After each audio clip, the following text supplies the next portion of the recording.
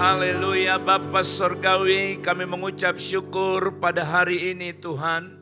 Engkau Allah yang sungguh baik, yang masih memberi kami waktu dan kesempatan untuk beribadah kepada Tuhan. Di hari yang terakhir pada tahun ini. Terima kasih Tuhan, kami boleh beribadah kepada Tuhan. Itu semua karena kemurahan Bapa di sorga.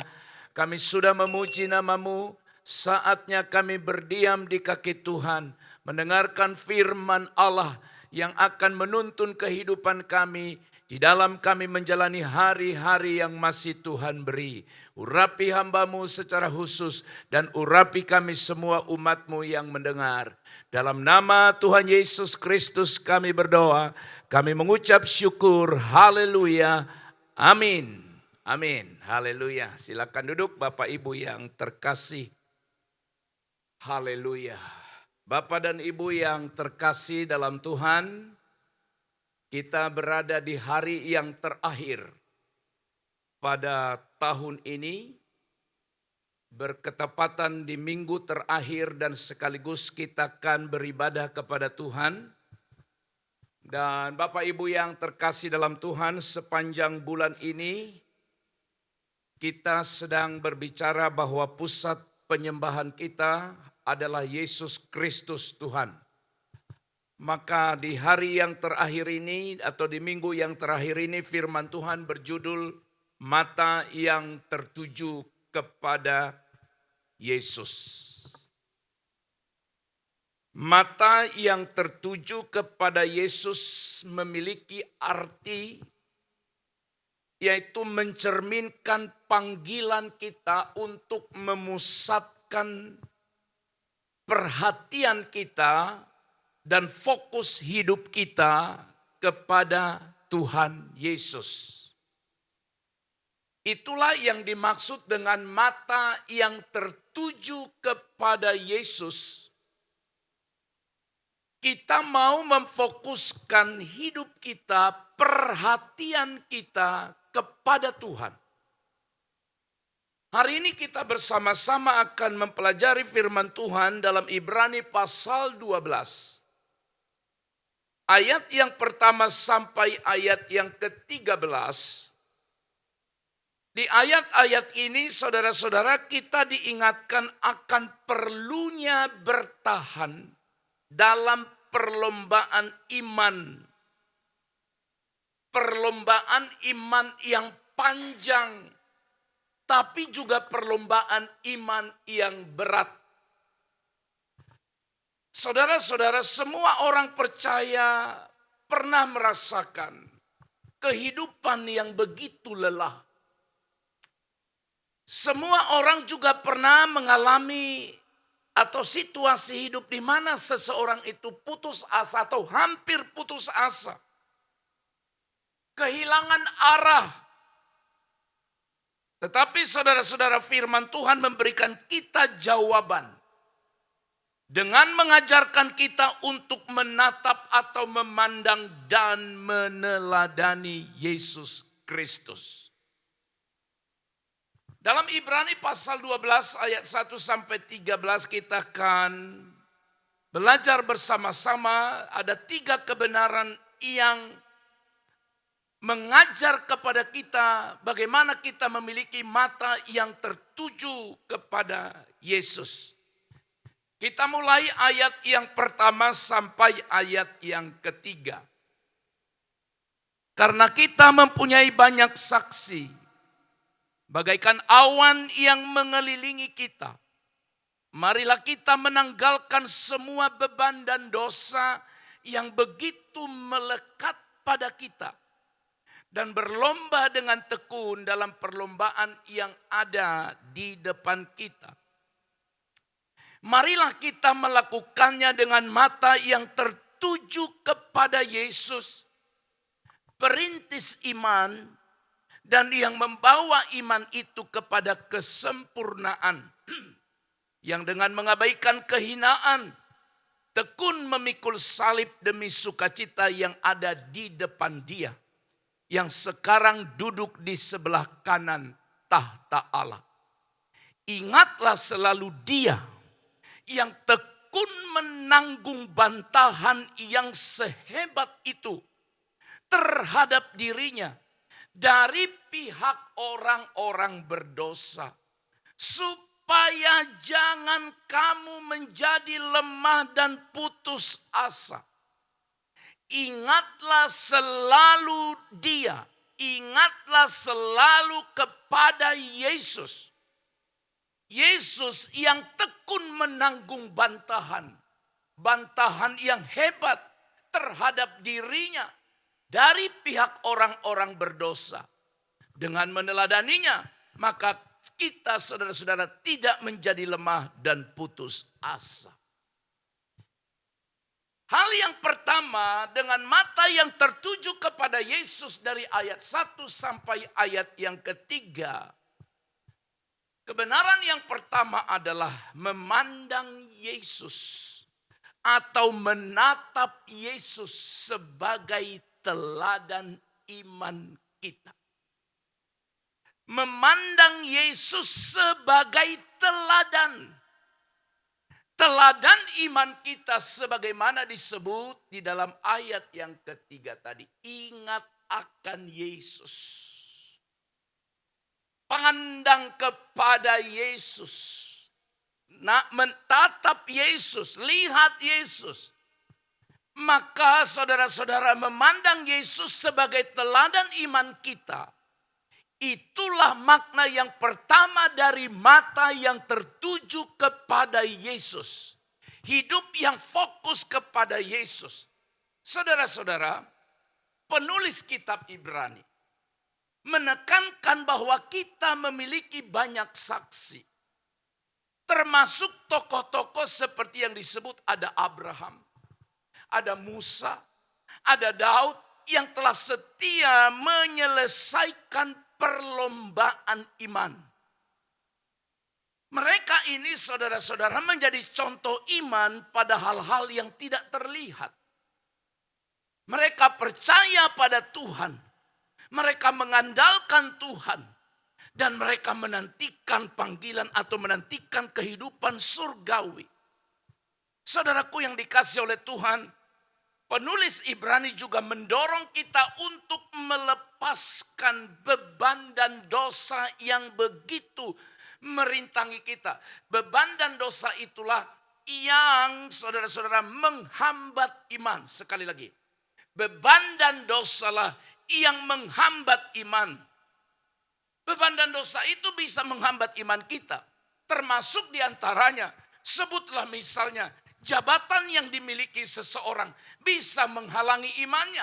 Harta yang dimiliki seseorang bisa menghambat imannya. Kecemasan, kesombongan yang ada pada seseorang itu bisa menghambat imannya. Oleh sebab itu saudara-saudaraku yang dikasih oleh Tuhan, kita diingatkan, kita diajak hari ini bahwa proses melibatkan pengakuan kepada Tuhan dengan meninggalkan hal-hal tersebut. Yaitu apa saudara-saudara? Yaitu beban dan dosa. Mengisi diri kita dengan firman Allah.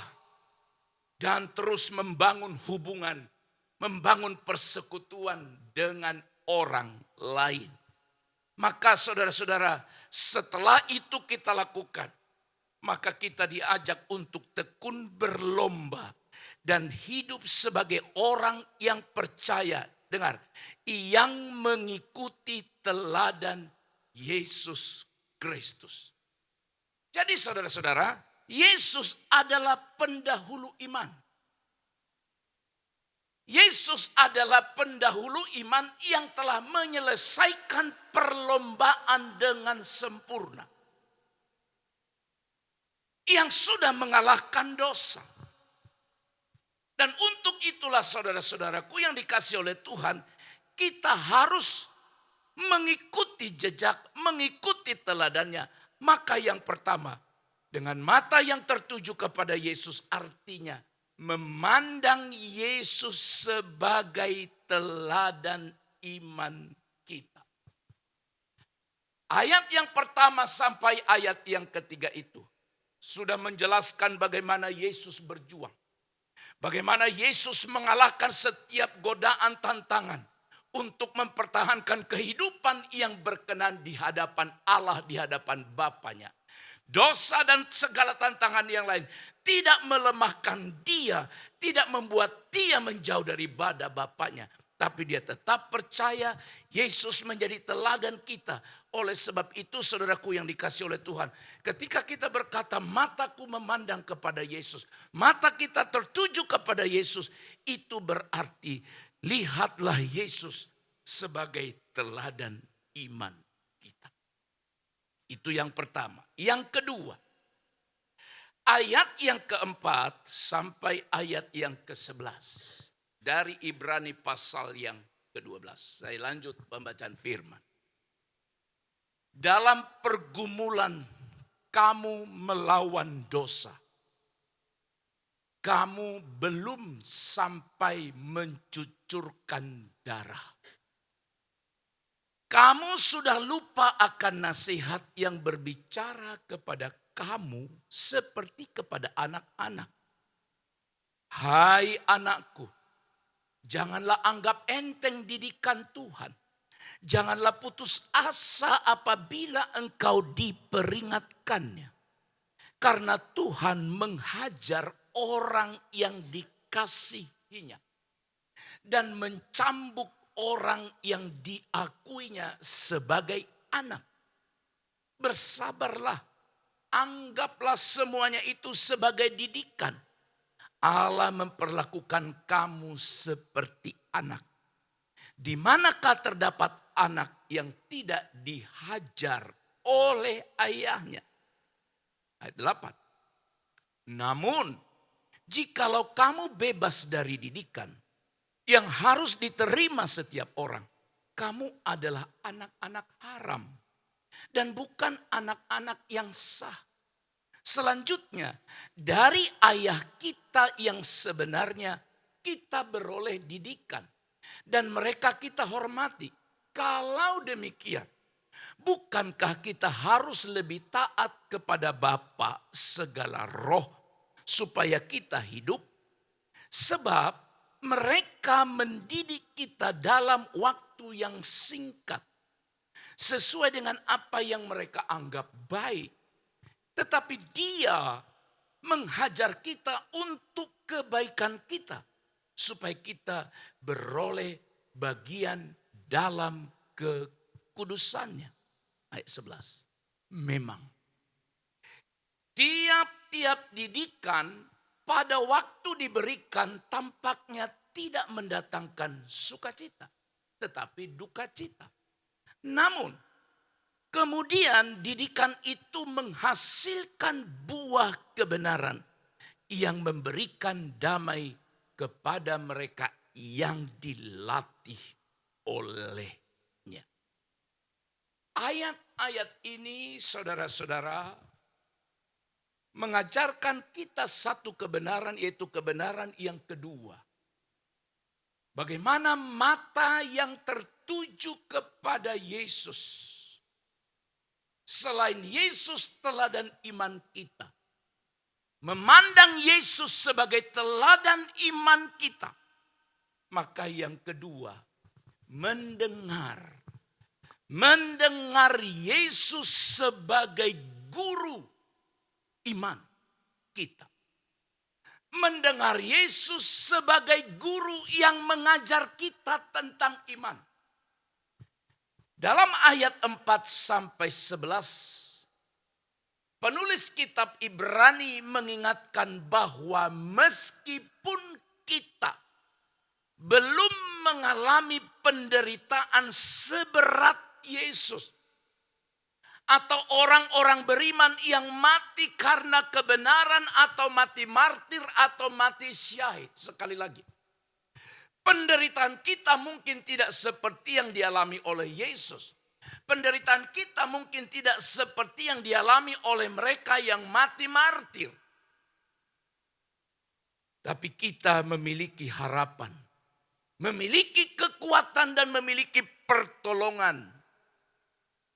Pertolongan dari Tuhan dalam menghadapi tantangan. Saudara-saudara, kebenaran mengingatkan kita. Penderitaan penderitaan. Oke. Seharusnya dianggap sebagai didikan Tuhan yang bertujuan membentuk dan menyempurnakan kita dengan kasih-Nya. Sekali lagi penderitaan harus dianggap sebagai didikan. Sama seperti firman tadi yang berkata, di manakah ada seorang ayah yang tidak menghajar, tidak mendidik anaknya. Seorang ayah menghajar mendidik anaknya bukan karena kebencian. Walaupun mungkin ketika dihajar anak itu menderita. Ketika dihajar anak itu tidak nyaman. Tetapi saudara-saudaraku sekalian, kita sebagai ayah, sebagai ibu, sebagai orang tua. Menghajar mereka karena didasarkan pada kasih. Supaya mereka memiliki pribadi, memiliki karakter hidup yang baik, yang berkenan kepada Tuhan. Juga saudara-saudara, penulis Ibrani menegaskan bahwa kita tidak boleh mengeluh. Kita tidak boleh menyalahkan Tuhan dalam penderitaan. Tetapi sebaliknya kita harus melihat sebagai bentuk kasih dan perhatian dari Allah. Saudara-saudara, didikan Tuhan, adalah caranya.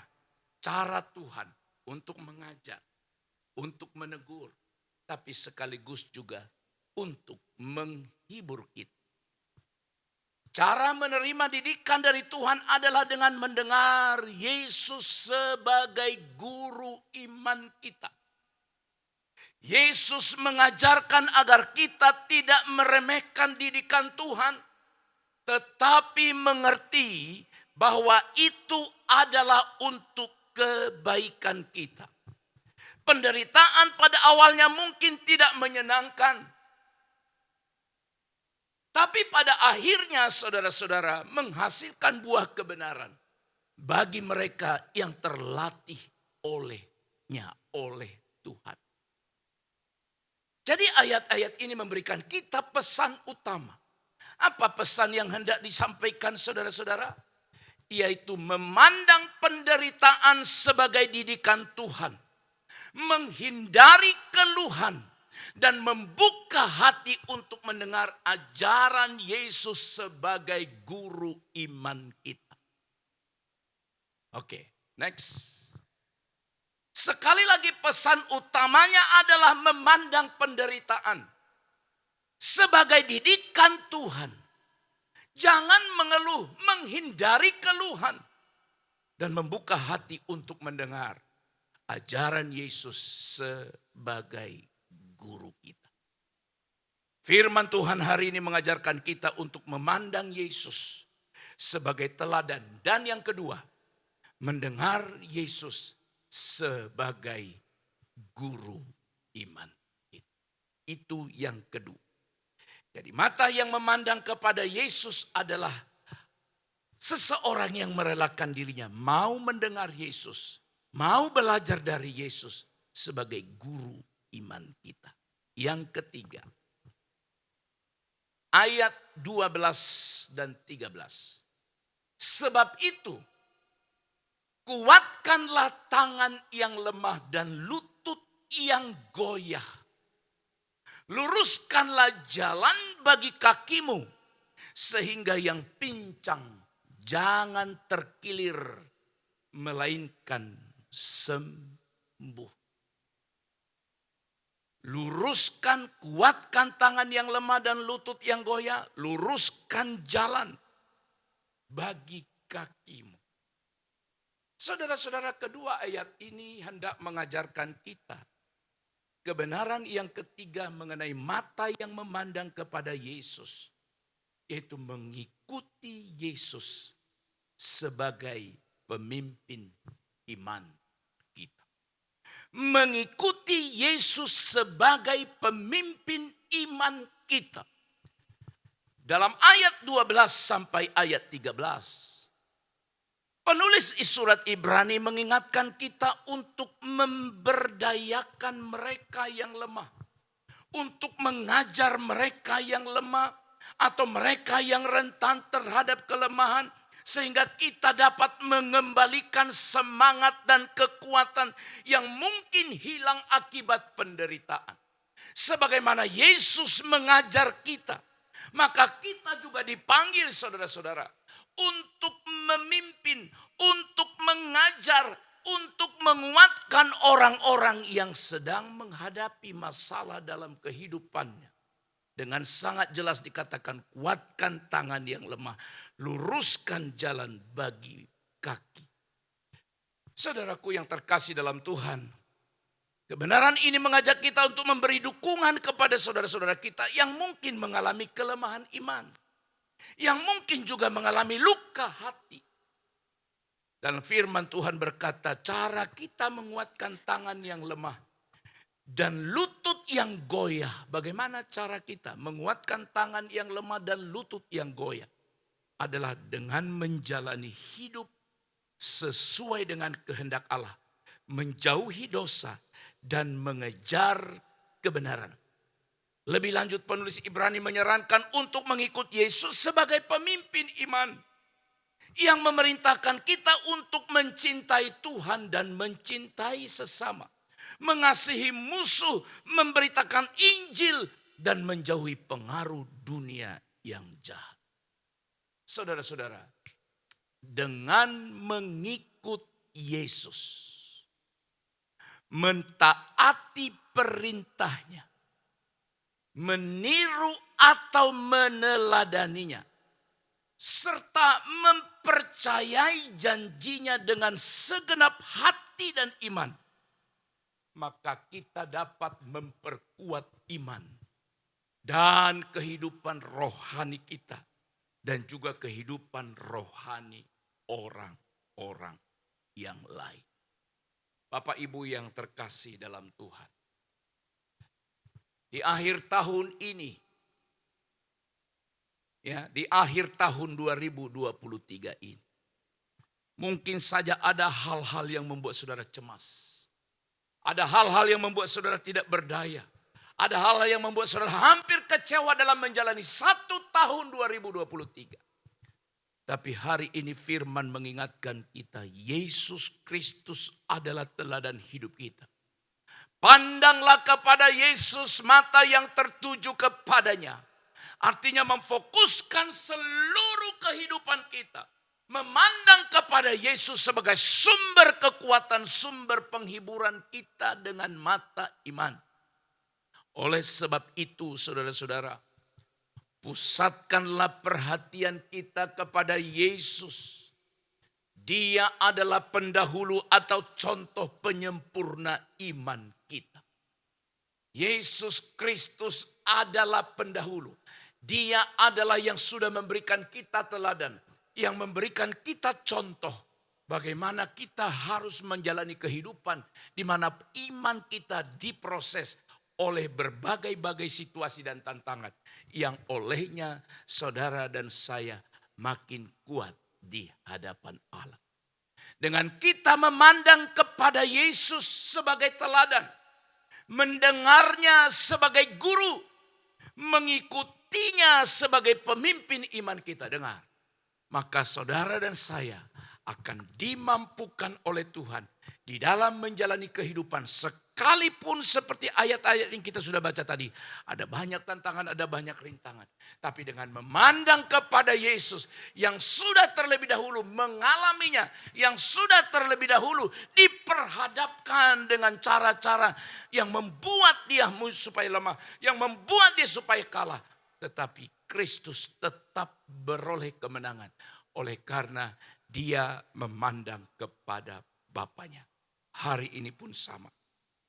Tinggalkanlah tahun 2023 ini bukan dengan kecewa, bukan dengan putus asa, tetapi tetap dengan memandang kepada Yesus.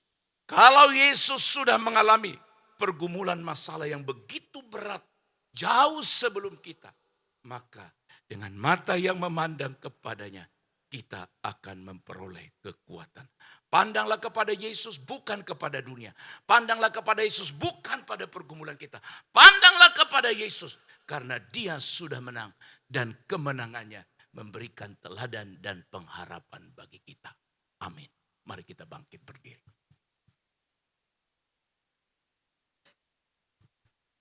Haleluya.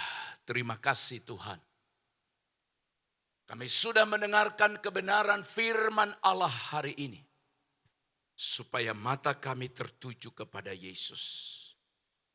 Mata kami memandang kepada Yesus. Karena Engkau sudah memberikan teladan bagi kami. Ketika kami memandang kepada Yesus, pergumulan boleh ada. Tapi kami akan diberi kekuatan olehnya. Ampuni kami kalau kami sering memandang kepada dunia ini. Memandang kepada kelemahan kami. Memandang kepada orang di sekeliling kami. Tapi firman hari ini mengingatkan kami agar kami memandang kepada Yesus sebagai teladan hidup kami. Terima kasih Bapa, dalam nama Yesus kami berdoa. Haleluya, haleluya. Amin.